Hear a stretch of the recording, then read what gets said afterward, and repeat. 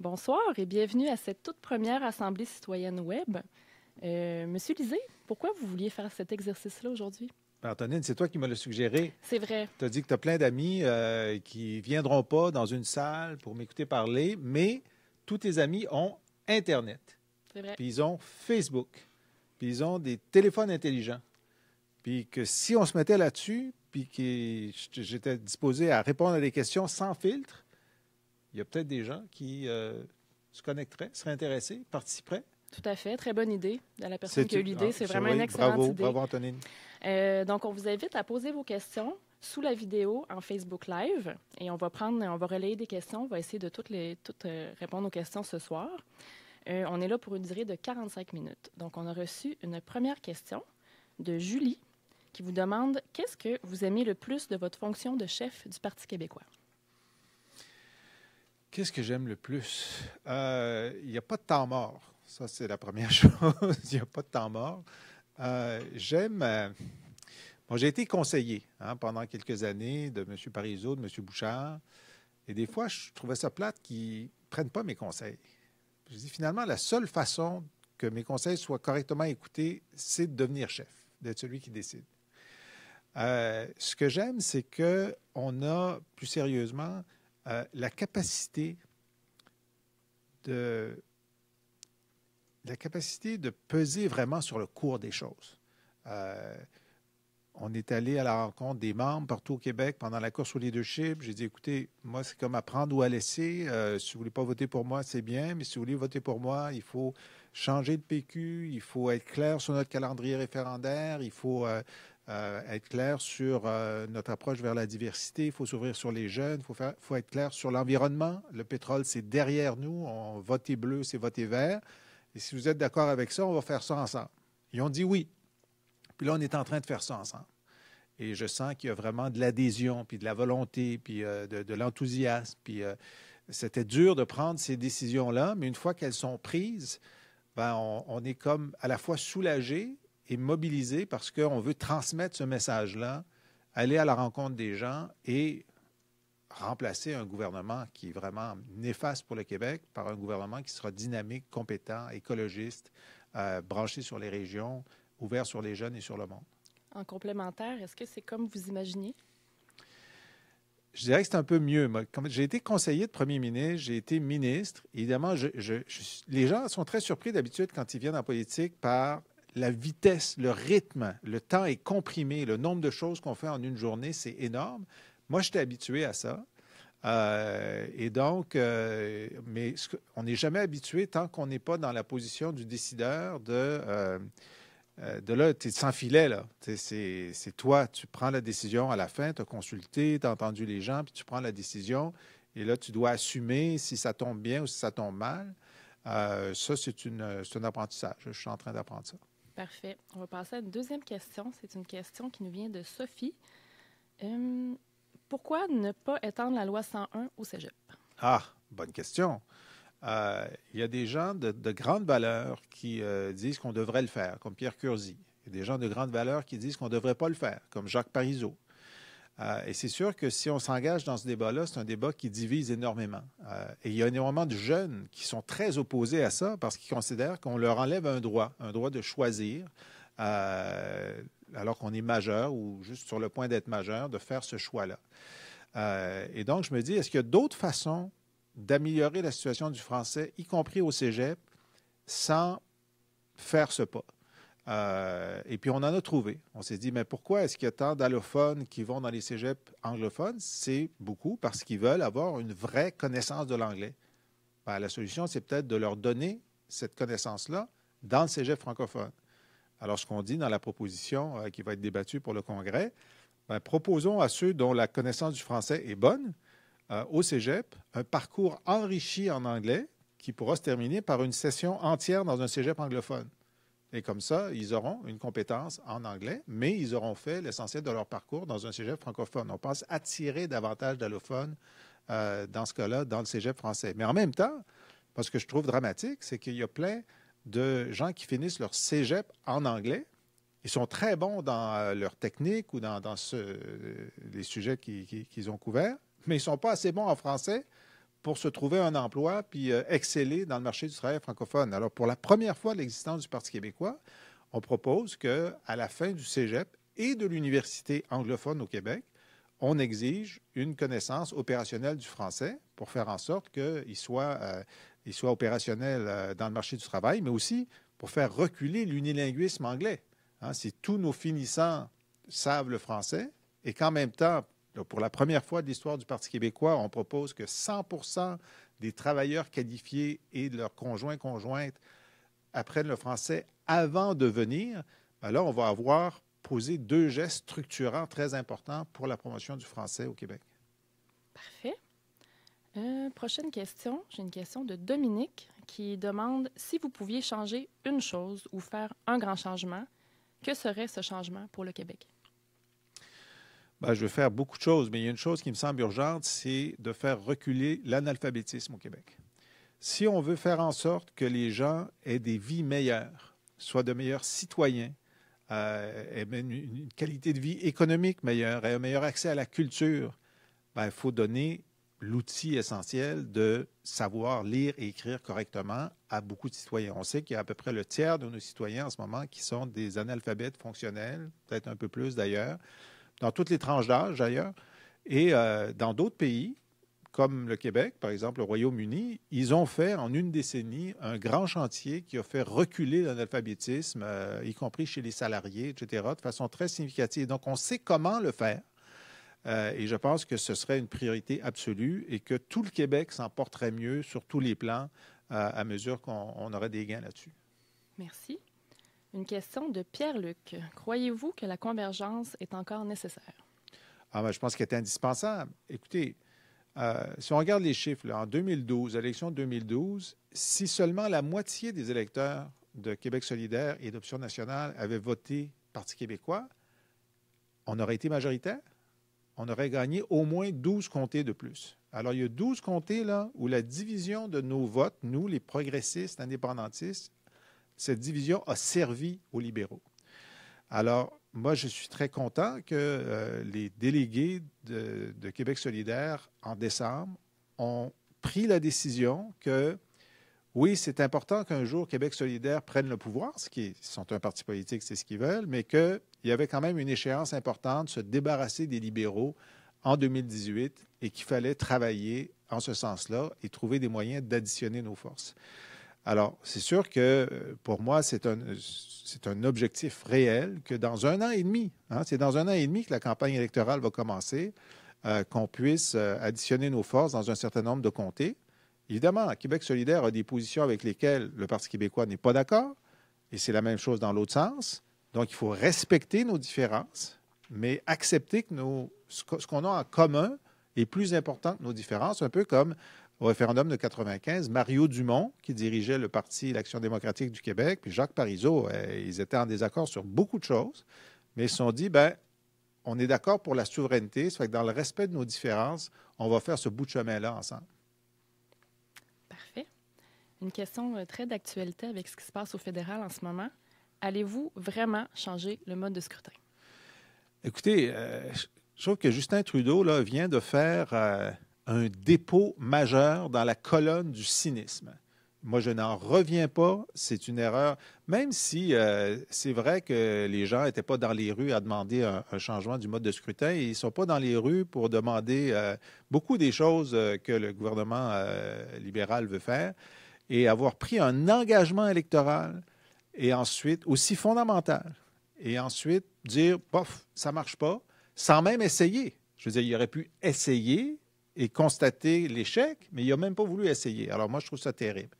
Alors nous, ce que nous avons fait, c'est que nous avons signé avec Québec solidaire, Option nationale, le Parti vert et la CAQ, le Parti québécois, un document conjoint où on s'engage, quel que soit celui, celle ou la combinaison qui sera au pouvoir en 2018, de déposer dans la première partie du mandat.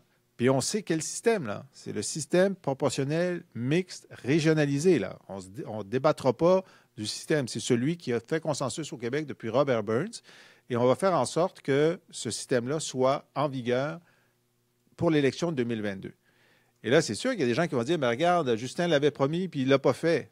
Alors, c'est sûr qu'il va y avoir du cynisme. La seule réponse possible, c'est le faire. Puis quand on va le faire, on va dire, regardez, il y a un gars qui n'est pas trop stable à Ottawa, c'est Justin Trudeau. Puis il y a des gens qui sont trop stables à Québec, c'est le gouvernement du Parti québécois et les autres partis qui ont voté pour ça. On a un classique ce soir de questions. Muguette Payet, qui nous demande, pour l'indépendance du Québec, comment pensez-vous rallier les souverainistes à cette cause tout en intéressant les jeunes à cet enjeu politique et à la politique en général? C'est intéressant parce que, bon, on a des sondages qui montrent que les jeunes voteraient non à un référendum en ce moment. C'est vrai, il faut être lucide, il faut le voir.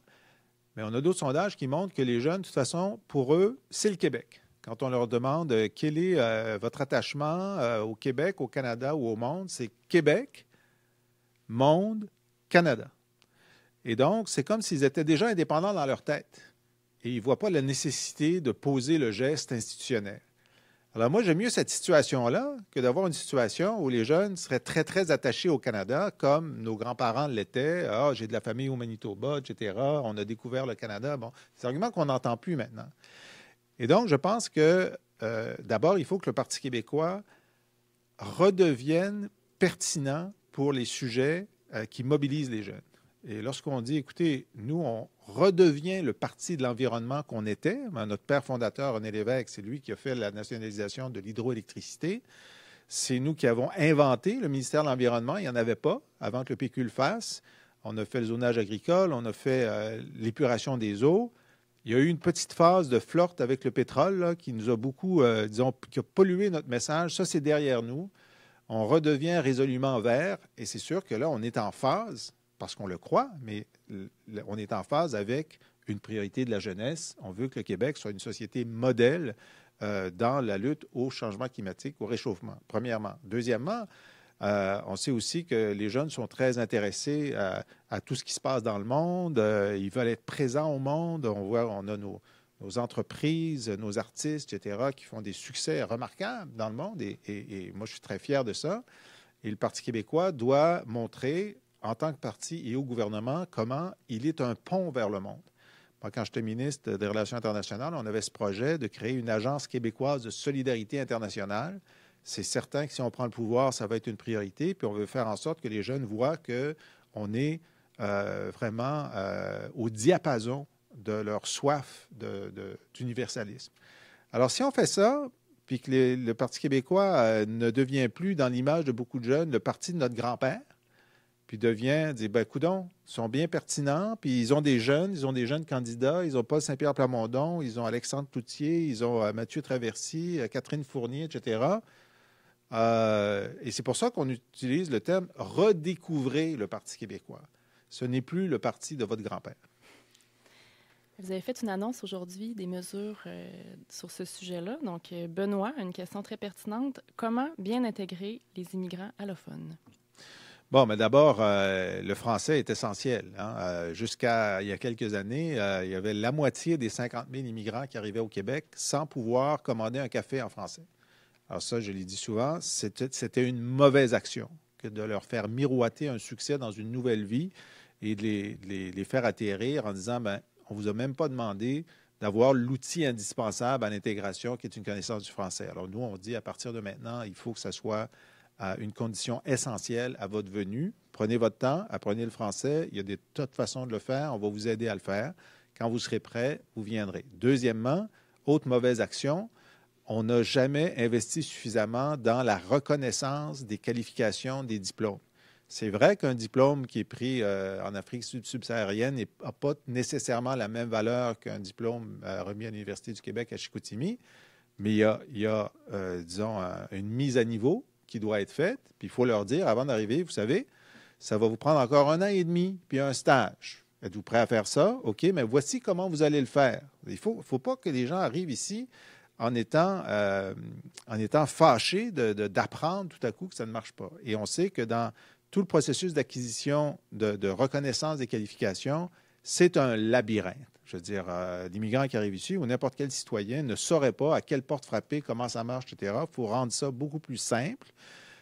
C'est exigeant, il faut passer des étapes, bien sûr, mais il ne faut pas les perdre dans le labyrinthe. Il faut faire en sorte aussi que l'accès à l'emploi soit là. Alors, on sait très bien qu'il y a beaucoup d'employeurs qui écartent des immigrants en disant « ça vous prend une première expérience de travail au Québec ». Ben oui, mais je viens d'arriver. Ben, tant que vous n'avez pas une première expérience, on ne vous prend pas. Mais là, si personne me donne de première expérience, je ne serai jamais embauché nulle part. Exact. Alors, l'Ontario, en 2013, ont interdit le critère de première expérience de travail canadienne dans les offres d'emploi ou dans la sélection. Ben, moi, je dis pour une fois, les Ontariens ont raison. On devrait l'interdire ici aussi. Et ça fait partie d'une vingtaine de mesures qu'on a proposées aujourd'hui.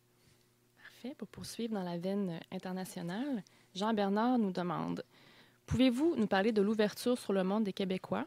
Quelle serait votre politique de coopération internationale? » Bien, ça, évidemment, on est tous en deuil, ceux qui s'intéressent à la coopération internationale, parce que l'Agence canadienne de développement international, qui a beaucoup été construite par des Québécois dans les années 60 et 70, qui était portée vers la coopération internationale. Donc, l'Agence canadienne a été comme dévoyée par les conservateurs, puis maintenant par les libéraux, en étant essentiellement une agence de soutien des compagnies canadiennes à l'étranger.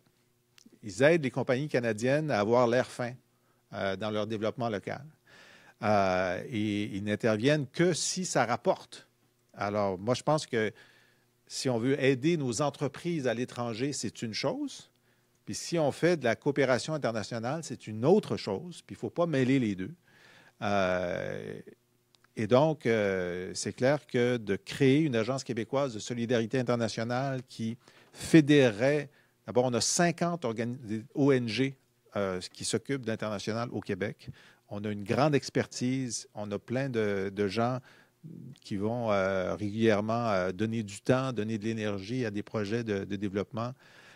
Et donc, on a là une façon très positive d'organiser la présence du Québec au monde et de préfigurer dans cette agence-là, qui existerait dès notre premier mandat, à partir de 2018 jusqu'en 2022, un peu comment on voit la contribution d'un Québec indépendant dans le monde. Ce n'est pas une contribution guerrière, bien sûr. On est un pays, on va avoir une armée, mais on ne se voit pas comme des conquérants, on ne se voit pas comme des guerriers, on se voit comme des solidaires, des gens qui vont appuyer, des médiateurs, des gens qui vont aider à construire des démocraties. Déjà, le directeur général des élections du Québec est très présent en Afrique, en Amérique latine, ailleurs, pour aider des pays à construire leurs institutions démocratiques. C'est ça notre carte de visite et c'est comme ça que j'entrevois le rôle du Québec dans le monde. Une autre question un peu classique. Une fois le Québec indépendant, qu'arrive-t-il des pensions de vieillesse? C'est une question de Hubert. Bien, Hubert, je ne sais pas quel âge vous avez, mais votre pension de vieillesse, là, en ce moment, c'est d'autres Québécois qui la payent. C'est les Québécois qui envoient de l'argent à Ottawa. Ottawa a ça dans un compte en banque, puis là, ils tirent un chèque, puis ils l'envoient en pension de vieillesse. Au référendum de 1995, on avait mis dans une loi, et puis on va refaire ce même engagement. Toutes les pensions, tous les chèques qui viennent du fédéral, le Québec va continuer à les verser intégralement. Il n'y aura aucune perte d'argent parce qu'on envoie 50 milliards de dollars par année à Ottawa, puis ils prennent une partie de ce 50 milliards-là pour envoyer des chèques d'assurance emploi, des chèques de pension de vieillesse ou des chèques de soutien à la famille. Alors, c'est notre argent. C'est juste qu'au lieu de passer par Ottawa, il va rester au Québec, puis on va sauver un petit peu d'argent dans le transport. Très bien. Maxime vous demande comment prévoyez-vous décentraliser certains pouvoirs nationaux afin de donner plus d'autonomie aux régions du Québec? Bien, c'est certain que, par exemple, sur le développement économique local, en ce moment, il y a le Québec qui intervient et il y a le fédéral qui intervient. Hein? Il y avait les CLD plus les SADC. Il y a le ministère qui s'occupe du développement économique régional au Québec. Il y a le ministère du développement à Ottawa. Il y a des dédoublements. Les régions essaient de se dépatouiller là-dedans. Il est clair qu'à partir du moment où on centraliserait à la fois les politiques et les budgets, on pourrait décentraliser aux acteurs locaux beaucoup plus de budget et de prise de pouvoir. Nous, c'est notre politique, c'est dans l'ADN du Parti québécois depuis sa fondation. C'est nous qui avons organisé les municipalités régionales de comté. C'est nous qui avions créé les centres locaux de développement en leur donnant des budgets qu'ils géraient eux-mêmes, ce qui est devenu les conférences régionales des élus. Ça, les libéraux ont tout détruit ça. Et d'ailleurs, ils viennent de rétablir un budget qui est beaucoup moins que ce qu'ils ont coupé. Mais pour l'instant, c'est toujours Québec qui va décider, qui va signer les chèques. Alors, d'ailleurs, ça grogne partout en région. Nous, notre tendance naturelle, c'est de faire confiance aux régions. On sait que des régions éloignées, si on n'y prend pas garde, ils pourraient décliner. Et la façon d'enrayer le déclin, c'est de faire une jonction entre les acteurs locaux qui connaissent leurs projets et qui veulent les appuyer et l'aide de la nation. Et si on fait cette jonction-là, on peut avoir une vitalisation réelle des régions. C'est ce qu'on avait commencé à faire et ce que les libéraux ont démantelé. Vous savez que c'est la semaine des enseignants. On a une question de Martin. Comment valoriser la profession enseignante? Je pense qu'il y a un grand travail à faire parce qu'elle a été dévalorisée ces dernières années de toutes sortes de façons. Et on peut la valoriser. Bon, il y a la question monétaire, il y a une question de culture. Et moi, je me souviens, quand j'étais conseiller de M. Bouchard, on a eu les premiers résultats PISA. Là. C'est le concours international sur la science et la mathématique et la lecture, où les Québécois étaient les premiers occidentaux, ils étaient juste deuxièmes derrière les Coréens du Sud. J'ai dit, M. Bouchard, je pense que vous devriez faire une adresse à la nation pour féliciter les élèves, les enseignants, puis les valoriser. Bon, c'était une idée un peu trop audacieuse pour M. Bouchard, malheureusement, mais c'est mon réflexe, moi. Je pense qu'il faut les valoriser de cette façon-là. Il y a aussi une proposition qu'on a faite de prolonger d'1 an la maîtrise qualifiante pour les maîtres du primaire et du secondaire. Et en prolongeant cette maîtrise-là, ça automatiquement augmenterait le salaire des nouveaux enseignants de 10 parce qu'ils auraient 1 an de scolarité de plus. Et donc, on donnerait ce premier signal qu'on est en train d'augmenter la rémunération. Mais il faut aussi avoir une discussion publique sur le fait que des parents qui ne sont pas respectueux envers les enseignants par rapport donnent le mauvais exemple aux enfants. Puis il y a un certain rétablissement du respect envers les enseignants qu'on doit ramener. Et ça, si je suis premier ministre, ça va être une des choses que je voudrais accomplir. Une question de Fred. Quelles propositions souhaitez-vous mettre le plus de l'avant pour soutenir la relève entrepreneuriale familiale, notamment dans le domaine agricole? Dans le domaine agricole, c'est sûr que il faut modifier les règles fiscales qui font en sorte que c'est plus payant pour un couple d'agriculteurs de vendre à quelqu'un d'autre qu'à ses enfants.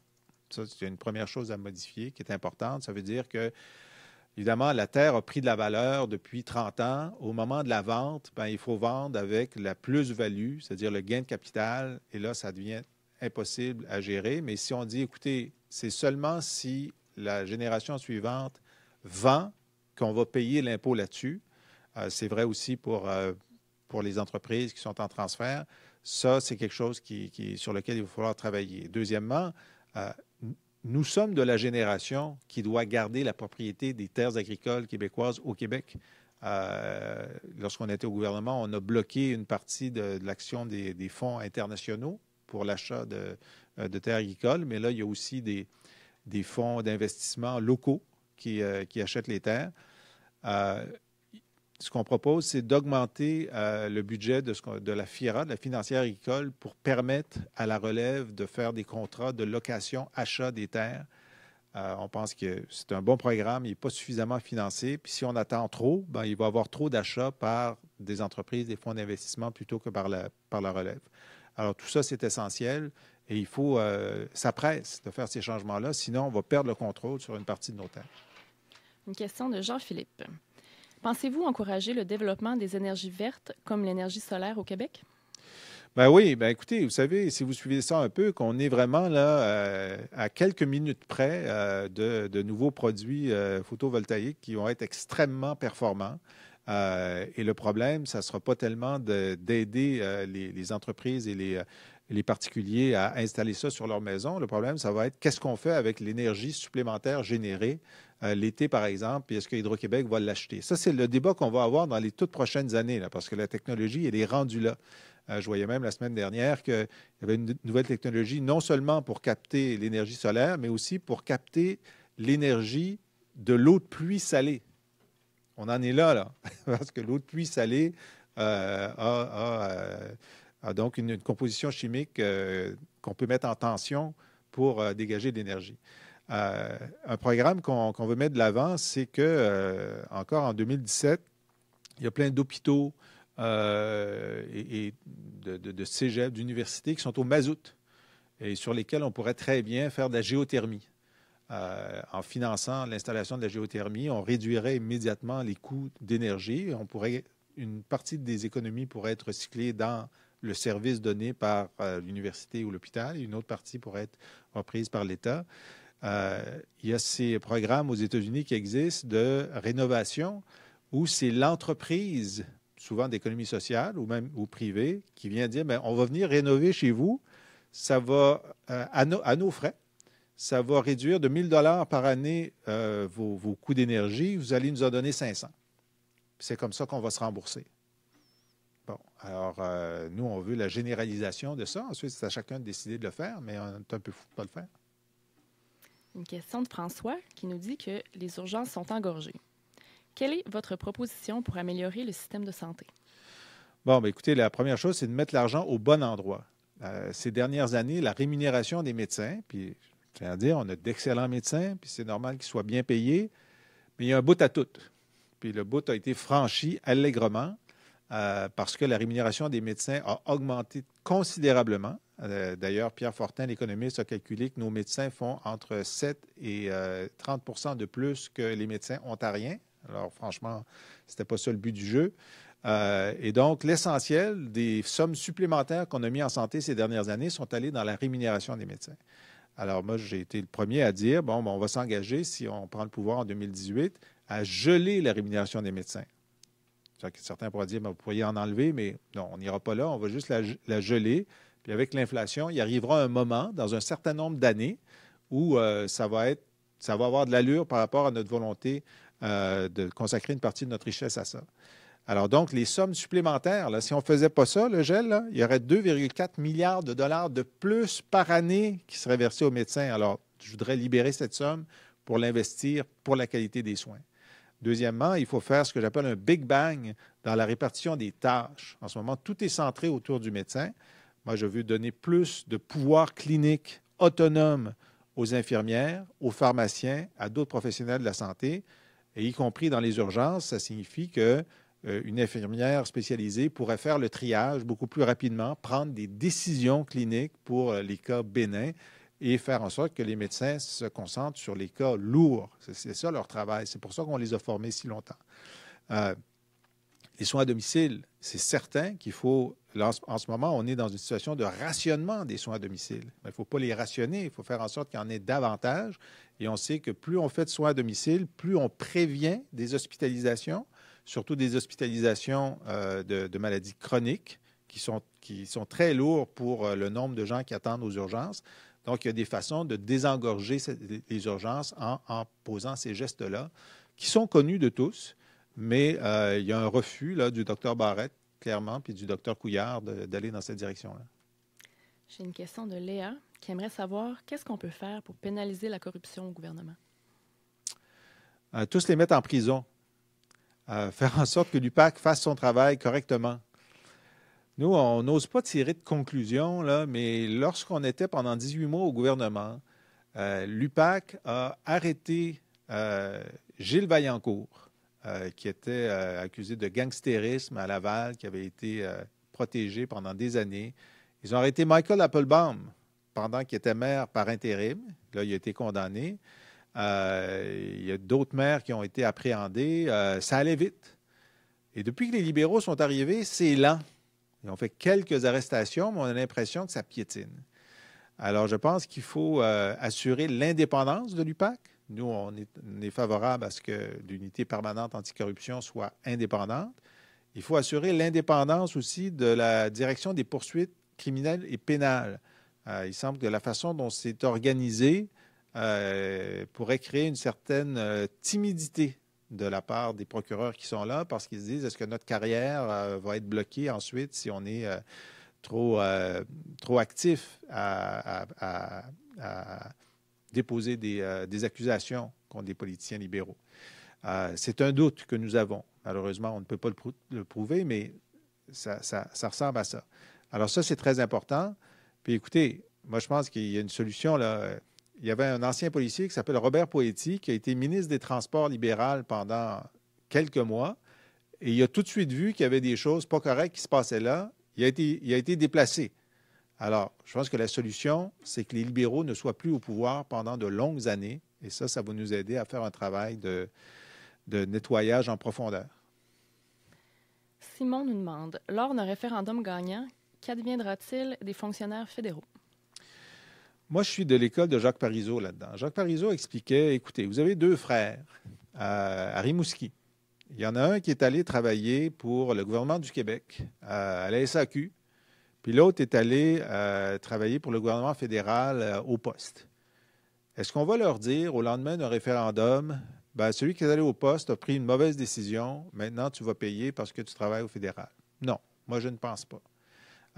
D'ailleurs, depuis 1995, la grosseur de la fonction publique fédérale a été réduite, ce qui fait que l'engagement qu'on avait pris d'intégrer les fonctionnaires fédéraux dans la fonction publique québécoise sera encore plus facile à faire la prochaine fois que la dernière fois.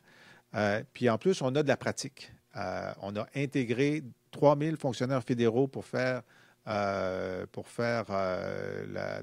main-d'œuvre. Quand on a intégré des services de main-d'œuvre fédéraux, on a intégré aussi ceux qui perçoivent la TVQ. Donc, on a commencé à travailler là-dessus et on sait comment le faire. Puis ça s'est fait avec beaucoup de facilité. À Gatineau, qui est la troisième ville en importance au Québec, c'est certain qu'il y aura des fonctions de l'État québécois qui pourront être assumées là, qui pour l'instant ne sont pas assumées par les Québécois. On peut parler de la défense, des anciens combattants, des trucs comme ça. Donc, il y a du travail pour tout le monde, puis on prendra une dizaine d'années pour harmoniser tout ça, puis il y aura des départs à la retraite qu'on ne remplacera pas si ce n'est pas nécessaire. L'important, c'est le respect de la dignité de chaque salarié québécois qu'il ait décidé de travailler pour le fédéral ou pour le Québec. On doit respecter ça. Parfait. Maxime, que comptez-vous faire pour lutter contre le décrochage scolaire? Bien, on voit que le décrochage scolaire, évidemment, il y a la responsabilité du jeune garçon en particulier qui décroche, mais il y a la responsabilité de la société. Et on a vu des employeurs aussi qui parfois essaient d'attirer des jeunes avant qu'ils terminent leur diplôme secondaire ou du cégep. C'est parfois un problème très criant et c'est un problème d'attitude de la communauté. Au Saguenay, il y a eu une initiative où c'est toute la société qui a envoyé le message que c'était important de rester aux études, de persévérer, et ça a eu un impact significatif sur la baisse du taux de décrochage. Ensuite, on a eu la bonne idée de vouloir généraliser cette approche-là au Québec jusqu'à ce que le gouvernement libéral abolisse les budgets des organismes qui faisaient ça. Alors, ce qu'il ne faut pas faire. Alors donc, ce n'est pas qu'on ne sait pas comment le faire, c'est qu'il faut le faire de façon constante, de façon concertée. Moi, ce qui m'a beaucoup frappé quand je suis devenu député dans Rosemont, il y a beaucoup d'entreprises d'insertion, donc de raccrochage par l'emploi. Et parfois, après 6 mois d'emploi dans une entreprise d'insertion, il y en a qui retournent aux études, il y en a qui s'insèrent dans le marché du travail. Et là, ils m'ont dit qu'il y avait des listes d'attente. Il y a des décrocheurs qui sont sur des listes d'attente pour pouvoir accrocher. Moi, je pensais que c'était le contraire, qu'il fallait aller les chercher parce qu'ils ne voulaient pas travailler. Non. Alors, moi, c'est sûr que ces listes d'attente-là ne doivent plus exister. Tous ceux qui veulent raccrocher doivent pouvoir accrocher immédiatement. C'est même une mauvaise décision économique de les laisser à ne rien faire ou au crochet de la société alors qu'ils disent qu'ils veulent raccrocher. Mais il y a une question qu'il faut poser plus globalement, c'est la question des garçons. Je veux dire, c'est sûr que le taux de succès des garçons est de 10 % plus faible que celui des filles. On veut le succès de tous, bien sûr, mais lorsqu'on voit des écarts comme ceux-là entre les garçons et les filles, entre les milieux défavorisés et les milieux favorisés, il faut admettre qu'il y a un problème et travailler sur des solutions. Puis là, moi, je pense qu'il n'y a pas eu suffisamment de travail qui a été fait parce qu'il y a eu un refus, là, un peu politiquement correct, d'admettre qu'il y avait un problème particulier et qu'il fallait s'y attaquer. J'ai une question de Jean-François qui aimerait savoir, dans le projet de loi 62, qu'est-ce qu'il y a de bon à date? Bien, ce qu'il y a de bon, c'est que le balisage des accommodements religieux, En fait, ils ont repris presque intégralement ce qu'il y avait dans la charte. Donc, il y avait du bon dans la charte. Alors, ils ont repris ça. Alors, essentiellement, ce bout-là, ben, on est d'accord parce que c'est nous qui l'avions écrit. Ensuite, il y a la proposition d'interdire le voile intégral pour ceux qui travaillent pour l'État et ceux qui reçoivent des services de l'État. Ça, donc, c'est le principe du visage découvert. Ben, nous, on est d'accord avec ce principe-là, mais dans la première version du projet de loi, il y avait une exception qui était tellement large qu'on pouvait dire, ben, si vous avez un motif religieux de couvrir votre visage, on va accepter le motif religieux. Allô, c'est un peu ça qu'on voulait éviter. Alors donc, moi, en question, bon, le gouvernement était très embarrassé parce qu'ils se contredisaient là-dessus. J'ai posé directement la question à M. Couillard, je pense en novembre ou début décembre. Je dis, est-ce que vous allez exclure toute exception pour motif religieux? Puis il a dit oui. Parce que là, on attend le libellé de l'amendement. Donc, si le libellé de l'amendement vient fermer cette brèche, ça va être positif. Maintenant, ce qu'on aimerait aussi y voir, c'est un consensus très large qui existe depuis 10 ans, c'est-à-dire Bouchard-Taylor, d'interdire les signes religieux. Puis moi, j'aime ajouter tous les signes de conviction. Je veux dire, que vous aimiez la chasse aux baleines ou que vous soyez contre la chasse aux baleines ou pour les sables bitumineux ou pour Greenpeace, etc., vous ne devez pas afficher vos convictions, qu'elles soient religieuses ou autres. Alors, tous les signes de conviction pour les gardiens de prison, les policiers et les juges. Ben, moi, j'aimerais voir ça dans le projet de loi 62. Aujourd'hui, le premier ministre Couillard a fait une déclaration un petit peu ambiguë en disant oui, c'est là ce qu'il y a dans Biologique en pot. Est-ce qu'il voulait dire que c'était dans les amendements qui s'en viennent? On ne les a pas vus. Alors, moi, sur la main tendue de M. Couillard d'adopter unanimement d'ici juin un projet de loi qui établirait ce sur quoi on s'entend, j'ai toujours dit que je voulais être constructif. Encore faut-il savoir ce qu'il y a là-dedans. Puis s'il y a ces 3 éléments-là, vraiment, on va en discuter avec le caucus du Parti québécois, mais c'est le genre de geste constructif vers lequel on pourrait tendre. En parlant de Bouchard-Taylor, j'ai Marie-France qui demande si c'est encore pertinent et sage d'appuyer une éventuelle mise en place des recommandations Bouchard-Taylor à la suite des attentats à Québec. Ben, c'était vrai avant, c'est vrai après. Je pense que ce que les attentats ont fait, c'est d'abord nous plonger dans l'horreur d'un meurtre insensé, motivé clairement par la haine. Ensuite, ça nous a plongé dans la peine partagée, et puis ensuite dans l'humanisme. Il y a eu un grand mouvement d'humanisme au Québec et aussi d'anti-amalgame, de voir que ces Québécois de foi musulmane, c'est pas eux les terroristes, c'est pas eux les misogynes, c'est des gens comme nous, c'est nous. Maintenant, cela dit, le débat sur la laïcité au Québec est dur depuis les années 60. Hein? On a d'abord déconfessionnalisé nos hôpitaux, ensuite nos écoles, nos commissions scolaires, et donc ça fait partie de nous aussi, cette volonté d'avoir un État qui est plus neutre. Et donc, le débat qui a été lancé au moment de Bouchard-Taylor ou un peu avant, pour l'instant, on n'a jamais pris de décision. Alors, oui, il faut le faire. Maintenant, je suis de ceux qui croient que c'est une bonne idée d'être plus respectueux dans le cadre de ce débat-là. Moi, je l'ai dit pour ma part. M. Couillard, quand il avait dit que c'était intolérant de discuter des seuils d'immigration. Moi, j'aurais aimé qu'ils disent, bien, ça, c'est un exemple de choses que moi, Philippe Couillard, j'ai dit, puis que j'aurais pas dû dire. Puis M. Legault, quand il a fait des publicités mensongères sur le Tchador, pourrait peut-être dire que c'était pas une bonne idée. Puis Manon Massé, lorsqu'il dit que il y a non seulement un sentiment anti-musulman au Québec, il y a un sentiment anti-musulman au Québec comme ailleurs, mais elle a dit qu'il y a de l'islamophobie systémique au Québec. Ça aussi, j'aurais aimé qu'elle dise, mais vous voyez, c'est le genre de choses qui est mieux de ne pas dire. Donc, moi, j'appelle à un débat apaisé de tous pour discuter respectueusement de ces questions-là, qui sont des questions légitimes. Ça passe vite. Déjà, avant-dernière question.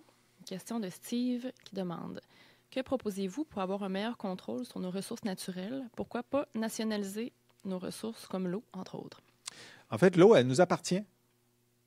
Par défaut, l'eau nous appartient. Donc là, il faut décider ce qu'on fait avec.